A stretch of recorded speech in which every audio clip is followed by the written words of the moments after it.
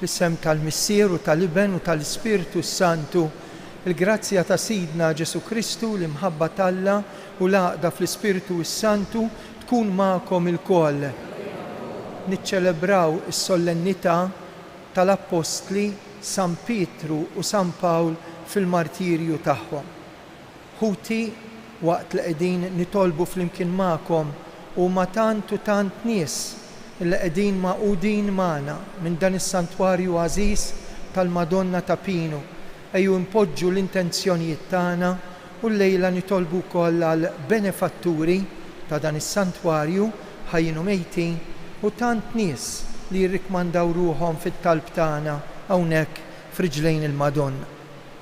Ħuti ejjew narfu l-ħtijiet tagħna. Nistqar l-Alla li jista' kollox lilkom ħuti li jien għad nibt ħafna bil-ħsieb bil-kliem blemi billi ħallejt mirjieti. Ħtija tiegħi bl-ikbar ħtija tiegħi. Għalhekk nitlob l-imqazza Marija dejjem Verġni, l-Anġlu u l-Qaddisin kollha u lilkom ħuti biex titolbu għalija. Eħenna għalina Alla li jista' kollox jaħfrilna dnubietna jwassalna fil-ħajja ta' dejjem. Mulej ħnina, Kristu ħnina, mulej ħnina. Flimkien, glorja l-Alla fl-oli tas-smewiet, paċi fl-art il-bnedmin ta' rieda tajba. Infaħruk, imberkuk, nadurawk, natuk ġiet. Irroddulek ħajra l-glorja kbira tiegħek. Mulej Alla u Sultan tas-sema, Alla Missier li tista' kollox. Mulej Iben waħdini Ġesu Kristu. Mulej Alla ħaruf t'Alla bin il-Missier. Int li tneħħid nubiet tad-dinja ħenna għalina. Int li tneħħid nubiet tad-dinja ilqa' t-talb tagħna. Int li qiegħed fuq il-lemin tal-Missier ħenna għalina. Għaliex inti waħdek qaddis, inti waħdek mulej, inti waħdek l-għoli Ġesu Kristu, mal-Ispiritu Santu fil-glorja tal-Missier Alla. Nitolbu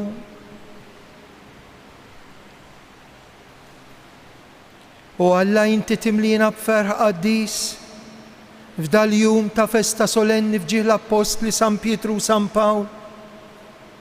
Għamel l-Knisja tiegħek timxi fuq it-twissijiet tagħhom kif bihom int qed fiha s-sisin tar-reliġjon bibnek Ġesu Kristu Sidna li huwa Alla u miegħek jgħix u jsaltan flimkien mal-Ispiritu s-Santu għal dejjem ta' dejjem.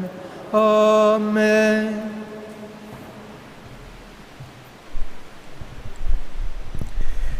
Qari mill-ktieb tal-Atti tal-Apostli.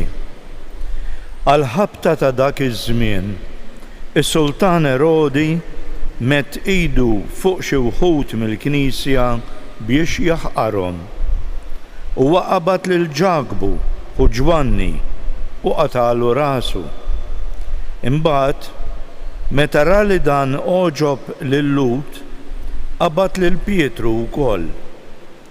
Dan kien fi żmien il-festa tal-Għażmi. Meta arrestah u tefgħu il-ħabs, bat 4 gruppi ta' 4 soldati kull wieħed biex joqogħdu qassa tiegħu. Bil-ħsieb li wara l-għajt iresqu quddiem il-poplu. Pietru mela kien arrestat fil-ħabs. Fl-istess ħin, il-Knisja kienet qiegħda titlob lill-Alla għalih bil-ħerqa. Fil-lejl stess ta' qabel ma Erodi kellu joħroġ lil Pietru, dan kien rieqed bejn 2 soldati marbut b'2 ktajjen u kien hemm qases oħra mal-bieb tal-ħabs. F'daqqa waħda der anġlu tal-mulej u dawl id-dam mal-kamra. L-anġlu ta' daqqa lil Pietru fuq ġenbu, qajmu u qallu: qum malajr. U l-ktajjen waqgħu minn ma jdeh. Imbagħad l-anġlu qallu: tħażżem u ilbes il-qorq. U Pietru hekk għamel u raġa' qallu dawwar il-mantar u ejja warajja. Pietru ħareġ u mar warajh bla ma ntebaħ li dak li kien qed jiġri permezz tal-anġlu kien veru. Stħajjel li kienet xi viżjoni. Għaddew l-ewwel għassa u t-tieni wkoll u waslu ħdejn il-bieb tal-ħadid li kien jagħti għall-belt u dan infetaħ waħdu. Ħarġu u imxew triq flimkien. Meta f'daqqa waħda l-anġlu telaq minn ħdejh. Imbagħad Pietru ġie ftiegħu u qal: issa naf tassew illi l-mulej bagħat l-anġlu tiegħu u ħelisni minn Erodi u minn dak kollu illi l-Lut kienu qegħdin jistennew illi jsir. Il-kelma tal-mulej. L-anġlu tal-mulej jeħles lil min jibża mill-mulej.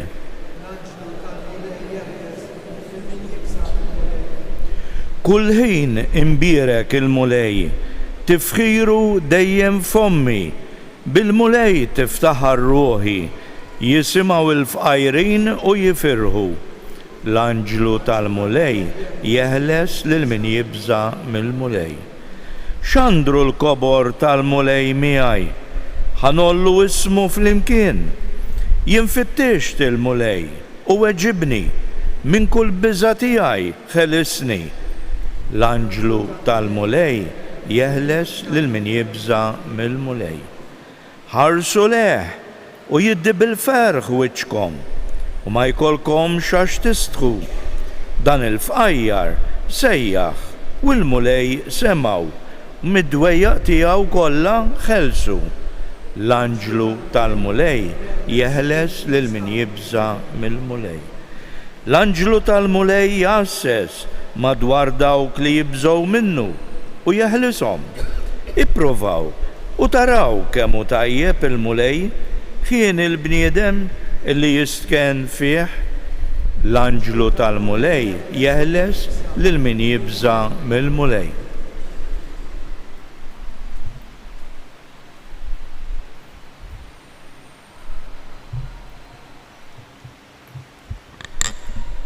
Qarim it-tieni ittra ta' San Pawlu Apostlu il-Timotju. Eżiż, ngħid għalija demmi ġa mxarret b'sagrifiċċju u żmien it-tluq tiegħi wasal. Tqabad u t-taqbida tajba, temmejt il-ġirja, ħarist il-fidi, mill-bqija hemm il-fruwa għalija u l-kuruna tal-ġustizzja li bija f'dak il-jum ħarisni l-mulej li mħallef ġust u mhux li biss imma wkoll lil daw kollha li jkunu għejxu fl-imħabba tad-dera tiegħu. Imma l-mulej waqaf miegħi u tani l-qawwa biex bis-saħħa tiegħi il-kelma tixxandar sal-aħħar u l-ġnus kollha jisimgħuha. Hekk jien sfajt meħlus minn qal liljun. Il-mulej jeħlisni minn kull deni u jħarisni sa ma nasal fis-saltna tiegħu tas-sema. Glorja lilu għal dejjem ta' dejjem. Amen. Il-kelma tal-mulej. Nroddu ħajr lil Alla. Alleluja, alleluja, alleluja. Inti Pietru u fuq din il-ġebla jiena nibni l-knisja tiegħi u l-bibien tal-infern ma jelbuwiex. Alleluja.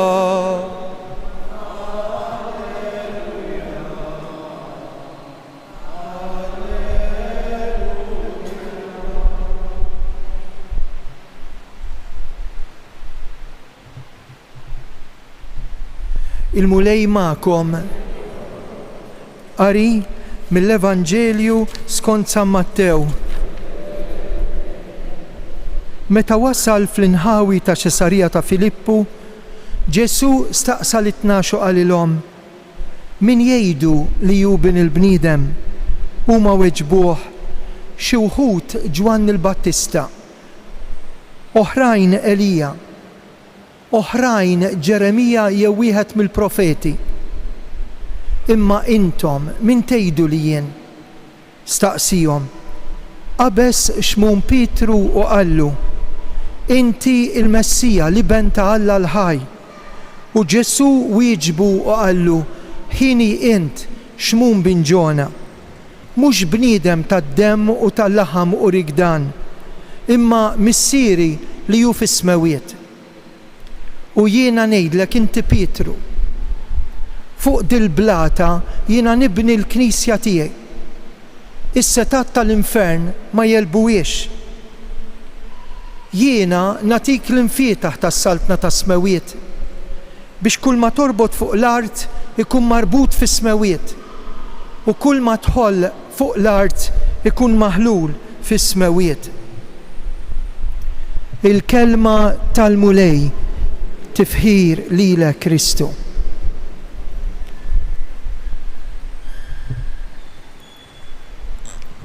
Fejn twassal l-imħabba, kemm tkun imħabba kbira meta wieħed ibati għax iħobb. Kważi kważi meta inti qed tħobb u lil min tħobb jew għax tħobb qed jiswilek sagrifiċċju u xi kultant tbatija u tbatija mhux żgħira, inti stess tieqaf u tgħid da kollu qed nagħmlu għax inħobb ta' veru. Il-festa jew solennità tal-lum tal-Apostli San Pietru u San Pawl mhix xgħir festa ta' dawl, mhux ta' bxejn li nsejħula limnarja, ġejja mill-kelma lumen, lumenarja li tfisser dawl, għax l-imħabba ta' dawn iż-żewġ apostli kbar, kolonni tal-Knisja, Pietru u Pawlu, issarfet fil-li jagħtu saħħithom, ħilithom, it-talenti li bihom Alla żejjinhom, ħajjithom u saħansitra xerdu demmhom għal Ġesu. Kif tafu, il-fdalijiet jiġifieri ir-relikwji l-għadam ta' dawn iż-żewġ apostli jinsabu fil-belt ta' Ruma. Fejn jinsabu l-fdalijiet? Waħda fuq l-Olja Vatikan u l-oħra ftit il-barra mill-ħitan ta' Ruma. Hemmhekk imbnew żewġ bażilċi kbar.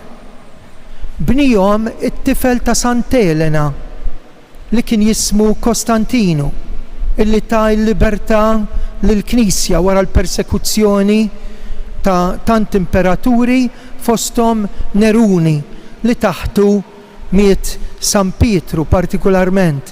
Wieħed, San Pietru, miet mislub u ma xtaqx li jsalbuh rasu l-fuq bħal Kristu għax qal ma jistħoqlix tant li huwa msallab rasu l-isfel, filwaqt illi r-ras ta' Pietru ġiet maqtuwa propju wara li għadda hawnhekk Malta u mar bħala ċittadin Ruman ġewwa Ruma. Għaliex qed ngħidu dawn? Għaliex dawn il-postijiet saru postijiet ta' pellegrinaġġ. Nies bla taqta mid-dinja kollha jaraw f'dawn l-apostli l-ewwel imħabba kbira lejn Ġesu. X'ismajna fl-ewwel qarillu? Pietru mal-komunità tal-bidu qiegħed il-ħabs. Pietru li ma jiddisprax, ma jaqtax qalbu. Pietru li jaf li Alla mhux ħajħalleh waħdu. Tant li jibatlu l-anġlu tiegħu biex jagħmillu kuraġġ, iqawwilu qalbu, anki jekk fidejhem il-ktajjen. il-ktajjen waqgħu. Huwa da l-istess Pietru illi meta qalilhom intom min tgħidu li jien. U Pietru qallu inti li bentalla, inti l-Messija, jiġifieri inti l-midluk, inti l-mibgħut. Mingħajrek ħajti ma tagħmilx sens. Inti ġejt biex lili tibdilli ir-ritmu tal-ħajja tiegħi, id-direzzjoni tal-ħajja tiegħi. U dak il-ħin qallu imbierek int Xmun bin Ġona. Għax mhux bniedem tad-demm u l-laħam u rigdan, imma l-qawwa tal-Ispirtu ta' Alla. Ħbib tiegħu narfu illi l-Knisja mibnija fuq Pietru Pietra, il-blata, is-sisin tal-infern ma jelbuwiex. U fuq dak il-pedament hemm il-ħajja tiegħi u tiegħek. Kull darba li ngħidulu inti l-mulej tiegħi. Mingħajrek ħajti ma tagħmilx sens. Bik jien nista' nirbaħ il-mewt. Miegħek jien nista' naffeċ id-dnub. Bik jien nista' nirbaħ ix-xitan, bik ħajti tieħu sens. Mbagħad immorru għal Pawlu wkoll. Mhux biss għamel 3 vjaġġi missjonarji kbar, ġie Malta, imma wkoll kompla sal-aħħar bil-ktajjem fideh jagħti xhieda għal din l-imħabba. Imma kemm kien sodisfatt anke wara li ħajtu waslet fit-tmiem. U jgħid hekk, isemgħu għal min jagħmel eżami tal-kuxjenza u tgħid kif għaddew dawn l-40 sena. Kif għaddew dawn it-30 sena żwieġ? Kif għaddew dawn is-snin ta' saċerdozju? Imma l-ħajja kif taret, kif għaddiet? U San Pawl f'dan il-mument meta suppost id-disprat u qed jgħidlu int fejn int għax ħallejtni waħdi, għax qed jgħadduni biż-żmien, għaliex il-ktajjem ma jdejja, għax ix-xabla mdendla fuq rasi, tafu x'qal?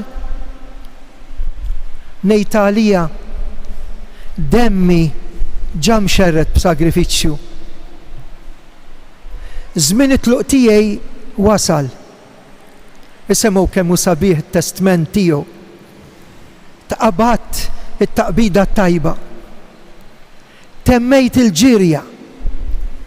Ħarist il-fidi. X'differenza minna u nitażnu kemm telqa l-quddies, kemm qas fil-ħwejjeġ talla, għat-talb. Hekk tisma' l-San Pawl, dawk il-persekuzzjonijiet kollha. Għadda minn xi xadda. Taqraw litri tiegħu 13 litra tinduna. Biex imbagħad qal min se jifridni mill-imħabba ta' Kristu u jkompli jgħid mill-bqija hemm merfuħa għalija il-kuruna tal-ġustizzja.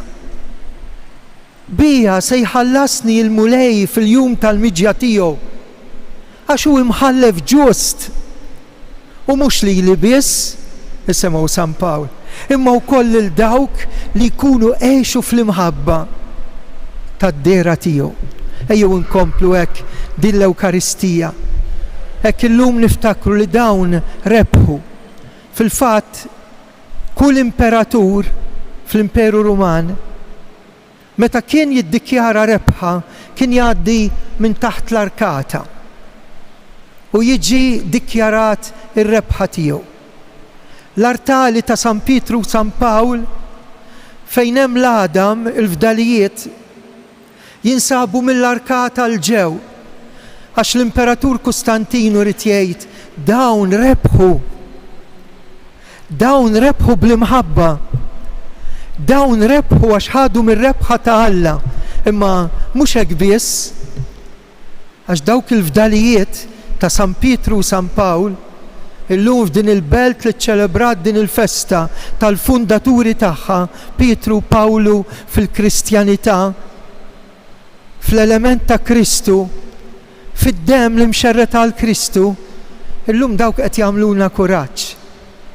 Minn din l-imħabba tistgħu tieħdu intom. Kemm hu sabiħ li tħobb.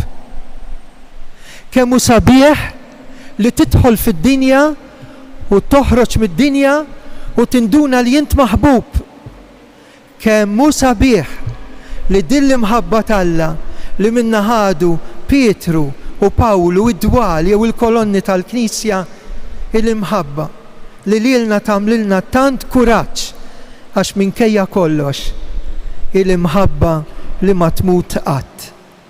Għax Alla tagħna f'Ġesu, f'dawn l-apostli, f'dawn il-martri, f'dawn il-qaddisin u fina ma jmut qatt. Amen.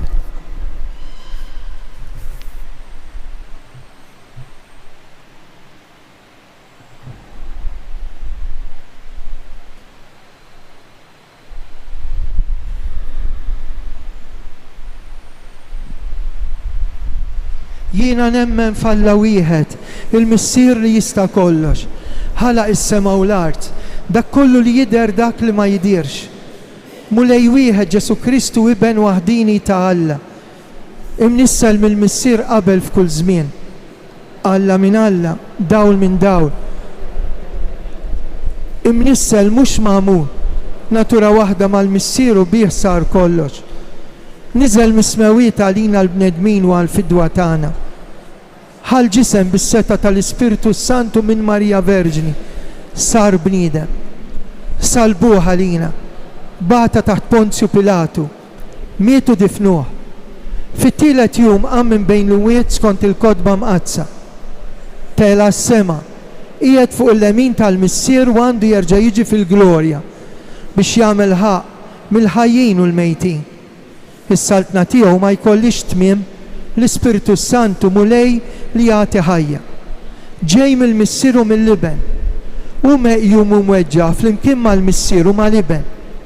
U tkellem f'hom il-profeti, Knisja waħda, qaddisa, kattolika, apostolika. Nistaqar ma' mudja waħda l-maħfra ta' dnubiet. Nistenna l-qawma mill-imwiet u l-ħajja ta' żmien li ġej. Amen. Għadna kemm edna nemmen fi Knisja apostolika, kattolika, għax mibnija fuq it-tagħlim tal-apostli, fosthom ta' Pietru u ta' Pawlu. Ejjew issa nresqu lil mulej it-talb tagħna. Ejn lil Papa Franġisku, lill-isqof tagħna Anton, il-dawk li se jippritkaw il-lejla għada, il-missjonarji, id-djakni, il-katekisti, is-seminaristi, biex inxandru ma' kull imkien id-dawl tal-imħabba ta' Alla. Nitolbu. Illum, aktar miż-żmien ta' San Pietru u San Pawl, il-Knisja l-iktar qatt persegwitata fi żmien. Nitolbu għal ħutna illi biex imorru l-Knisja huma medda. Għal ħutna mad-dinja kollha illi għaddejjin minn mument kbir ta' persekuzzjoni għax jgħidu li jemnu fi Kristu. Nitolbu għalihom. Smana? Nitolbu għal familji l-aktar dawk li għaddejjin minn diffikultà. Nitolbu għal dawk il-familji li llum qed jgħidu grazzi għaż-żwieġ tagħhom. Nitolbu għal dawk il-koppji li jixtiequ wild, tarbija. Nitolbu lil mulej għal eżis familji li għaddejjin minn tribulazzjoni. Fosthom dik l-omm li qalt li għandha lit-tifel il-bina qiegħed l-isptar Mater Dei qed imut bil-lukimja. Nitolbu għalih u anke għal dawn il-ġenituri. Nitolbu ismana għal dak il-missier li qiegħed l-isptar, dik l-omm li rċeviet riżultati ibes fuq saħħitha. Nitolbu għal dik il-koppja li jiżżewġu llum. Tolbu għal koppja li qiegħda hawnhekk magħna tiċċelebra l-25 anniversarju ta' żwieġ. Nitolbu għal dawk li ġew hawnhekk jitolbu l-Madonna l-aktar matul dil-ġim imma l-aktar dawk in-nies li għadhom ma qalowx il-grazzja. Nitolbu biex il-jum tal-ħadd għada kemm jista' jkun hekk inqazzuh, ma nibqgħux il-bogħod, ma naqgħux fil-bruda, it-telqa, imma jkollna ħeġġa kbira u nitalmu minn San Pietru u San Pawl inħobbu lil Ġesu. Nitolbu, ismana. Fl-aħħar nitolbu għall-eżistana mejtin, l-aktar il-mejtin devoti tal-Madonna ta' Pinu, benefatturi biex ikollhom il-premju għal dejjem fil-ġenna. Nitolbu. L-aħħar talba ejjew nitolbu għal xulxejn. Fiskiet. L-aħħar talba tista' tkun tiegħek.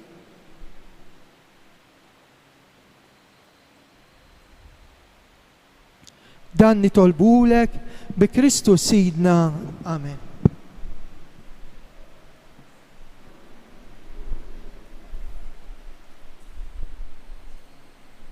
Imbirek int mulej Alla tal-ħolqien kollu, fi tjubitek tajtna l-ħobs li qegħdin nofrulek, frott tal-artu xogħol il-bniedem, minnu jsir għalina l-ħobs tal-ħajja.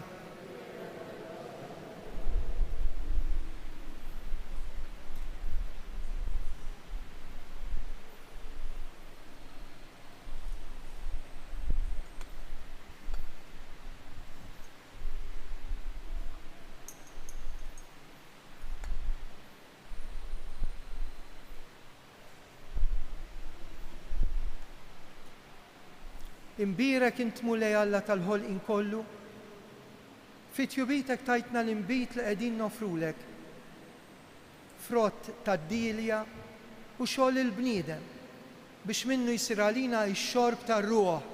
Imbirek Alla.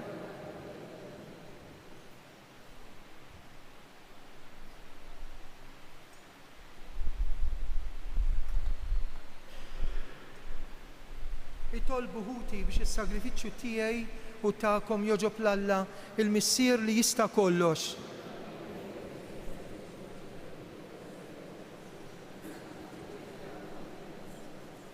Għat-talb tal-Apostli San Pietru u San Pawl, nitolbuk mulej ħajwaslu quddiemek din l-offerta tagħna u bl-istess talb ħajkonna l-għajnuna biex niċċelebraw da s-sagrifiċċju bħala għaddejja tiegħek bi Kristu Sidna. Amen. Il-mulej ma'kom. Nerfgħu qlubna l-fuq u niżżuħajl il-mulej Alla tagħna. Sewwa u xieraq mulej missier qaddis tajjeb u taġita s-salvazzjoni tagħna. Dejjem kull imkien inroddulek ħajr. Int oġbok timlina bil-ferħ għall-Apostli San Pietru u San Pawl.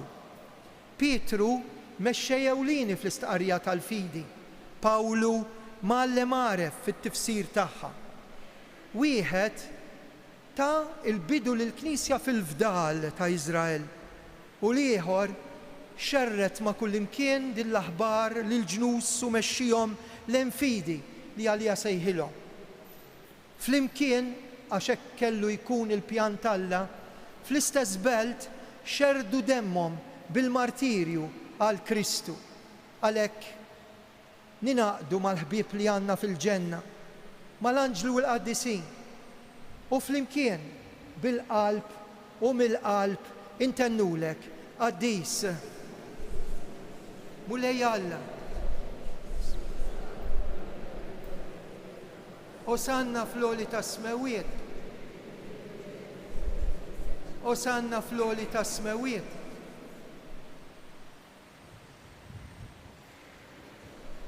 Qaddis ta' sewint mulej intlajn ta' kull qdusija. Qaddes għalhekk nitolbuk daw l-offerti bil-barka tal-Ispirtu tiegħek isiru għalina il-ġisem u d-dem ta' Sidna Ġesu Kristu. Meta kien ser jingħataw minn rajħibati ħal-ħobs radd il-ħajr qasa tal id-dixxipli tiegħu u qal ħudu u kulu il-koll minn dan. Għax dan huwa ġismi li jingħata għalikom.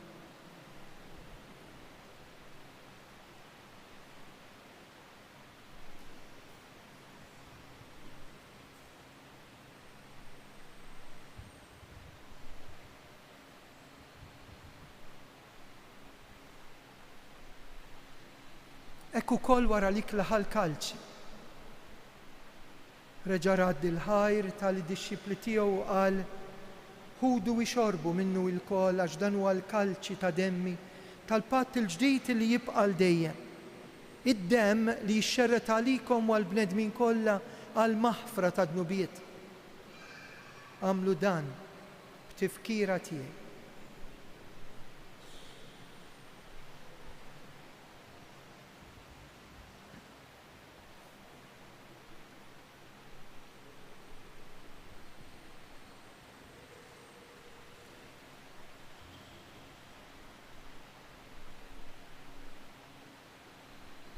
Dan hu il-misteru tal-fidi kull darba u nixorbu dal-kalċi inħabru l-mewt tiegħek, għalhekk aħna u nagħmlu dan tifkira tal-mewt u l-qawmien ta' Sidna Ġesu Kristu. Nofrulek il-ħobs tal-ħajja, il-kalċi tas-salvazzjoni u rroddulek ħaj. Intoġbok tilqana u qudiemek biex naqduk. Miċ-ċokontana qed nitolbu biex l-Ispirtu Santu jaqadna ġisem wieħed lilna li qed nieħdu semm il-ġisem u d-demm ta' Kristu. Mulej jiftakar fil-Knisja tiegħek imxerda mad-dinja kollha. Wettaqa' fl-imħabba mal-Papa Franġisku l-isqof tagħna Anton, il-Ministri tiegħek kollha. Ftakar fil-qaddejja tiegħek il-benefatturi ta' dan is-santwarju mejtin. Ftakar fil-mejtin kollha. Daħħalhom quddiemek fid-dawl tas-sebħ tiegħek. Ħenna lina l-koll nitolbuk għatililna wkoll il-wirt tal-ħajja ta' dejjem mal-Verġni Mqazza u Alla u Omna Marija, San Ġusepp, l-Apostli u Martri San Pietru u San Pawl, l-Apostli u l-Qaddisin kollha li għexu fil-ħbiberja tiegħek sa mill-bidu tad-dinja. Għamel li magħhom infaħruk u nsebħuk. Ġesu Kristu ibnek. Bi Kristu ma' Kristu u fi Kristu jingħata lilek u Alla missier li tista' kollox. Flimkien ma' l-Ispirtu Santu, kull ġieħ kull glorja għal dejjem ta' dejjem. Amen. Ejjew nitolbu t-talba li bija nindunaw kemm aħna maħbubin minn Alla għax aħna wlied ta' missier wieħed li jħobbna l-koll, missierna. Jitqaddes ismek, tiġi saltnadi, ikun li tridin fis-semek da fl-art. Ħobżna ta' kuljum atina llum, aħfrinna dnubietna bħalma naħfru l-minuħati għalina. Daħanniex fit-tiġrin. Eħlisna nitolbuk mulej minn kull deni, ħatina fit-tiba l-ħnina tiegħek paċi fi żmienna, hekk inkunu ħilsa dejjem mid-dnub imħarsa minn kull inkwiet, aħna nistennew nittamaw lena u l-miġja tas-Salvatur tagħna Ġesu Kristu. Mulej Ġesu dak lett l-Apostli qed tgħidu lilna. Inħallilkom isliem, natikom islim tiegħi tħarix lejn dnubietna, ħares lejn il-fidi tal-Knisja tiegħek. Għatija slim laqda li intrid fi int li tgħix, int li s-saltan għal dejjem ta' dejjem. Paċi tal-mulej tkun dejjem magħkom, għattu l-paċi lil xulxin. Ħaruf Talla li tneħħi d-nubiet tad-dinja ħenna għalina. Ħaruf Talla li tneħħi d-nubiet tad-dinja ħenna għalina. Ħaruf Talla li tneħħi d-nubiet tad-dinja. Danu il-ħaruf Talla, danu li jneħħi d-nubiet tad-dinja. Ħen dawk mistiedna l-dilikla tal-ħaruf. Ejt kelma waħda u ruħi tkun fi Corpus Christi nos custodiscat ad vita aeterna.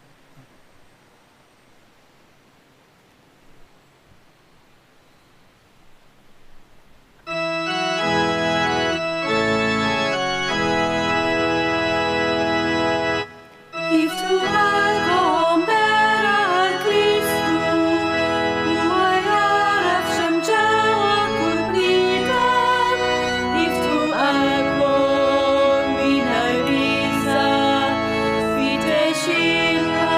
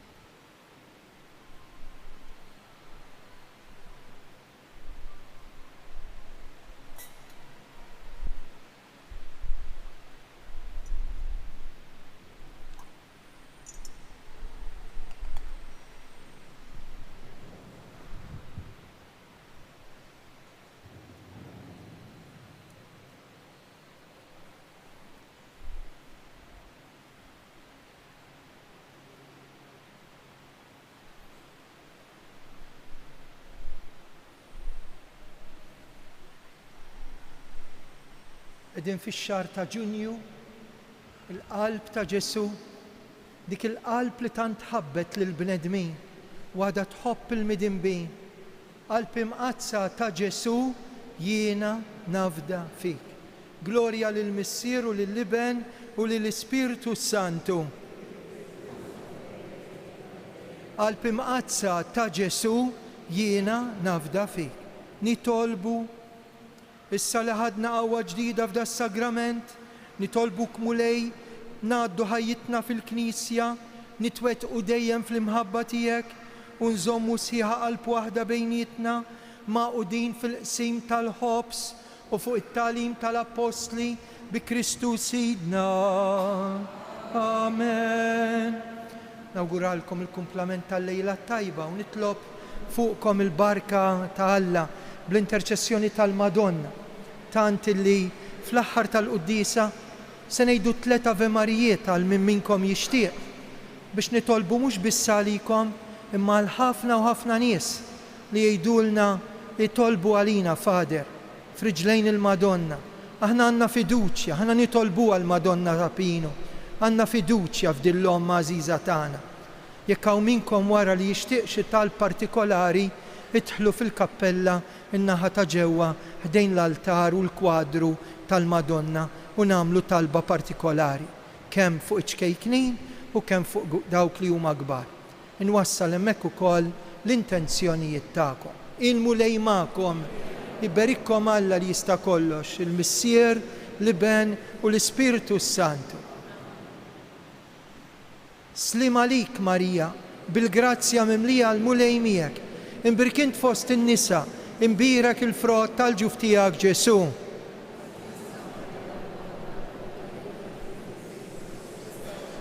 Slim għalik Marija, bil-grazzja mimlija l-mulej miegħek, imbirkinti fost in-nisa, imbirek il-frott tal-ġuf tiegħek Ġesu.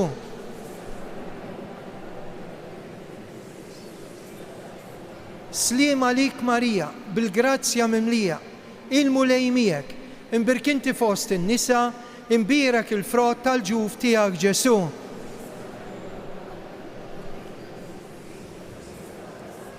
Insejħula flimkien Madonna ta' Pino, Sultana tal-familja, ħarstek fuqna dejjem żomm. Morru fil-paċi ta' Kristu.